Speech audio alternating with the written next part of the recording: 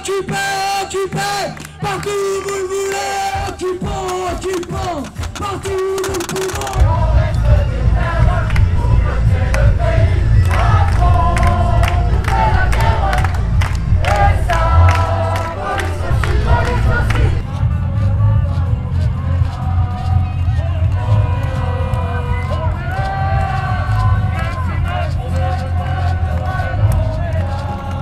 On demande un plan d'urgence d'accompagnement à la reprise de l'emploi. Depuis le mois de mars de l'année dernière, j'ai réussi à faire un petit peu plus de 200 heures et c'est tout.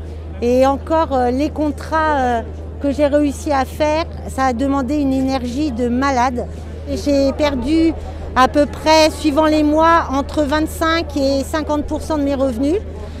Au bout d'un an, ça fait très long. Moi, j'ai que ma force de travail, ma force de création. Après le premier confinement, moi j'ai plongé. Je voyais tous mes amis sur les réseaux sociaux qui nous faisaient part de la vie qui reprenait. Pour nous, ça ne reprenait pas du tout. On n'a plus de visibilité aucune. Donc ça ne sert à rien de fabriquer des spectacles si on est absolument sûr qu'il va y avoir un embouteillage majeur de créations qui ne trouveront pas leur production, qui ne trouveront pas leur public.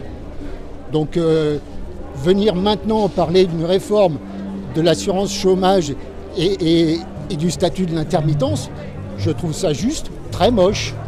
On est plusieurs millions à dépendre de cette réforme chômage. C'est pas le moment et ça fait un an que vous avez repoussé cette réforme. C'est pas le moment de la mettre en application. Dans les théâtres, il n'y a pas que des acteurs, il n'y a pas que des techniciens, il y a également des hôtesses, il y a également des traiteurs, il y a également des logisticiens, des chefs de projet, des personnes qui travaillent dans l'ombre.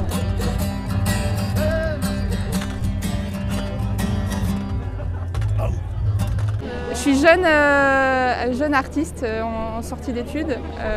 J'ai terminé mes études en juin 2019. Je suis arrivée sur le marché du travail en tant qu'artiste et puis tout s'est arrêté. Et je fais partie de ces gens qui ne bénéficiaient pas encore du régime d'intermittence et donc qui se retrouvent sans solution. Donc vous n'avez aucun revenu depuis RSA, où les projets dans lesquels j'étais se sont arrêtés. Il y a des reports successifs, il y a même encore maintenant des annulations de dates pour des festivals qui étaient prévus dans certains projets dans lesquels j'étais. Et donc voilà, c'est le désert depuis un an. On essaye toujours de rester positif, je pense.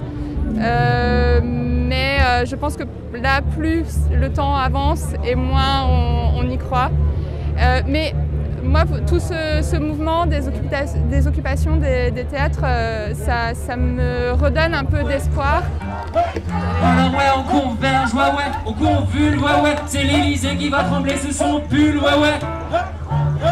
Opération, ouais.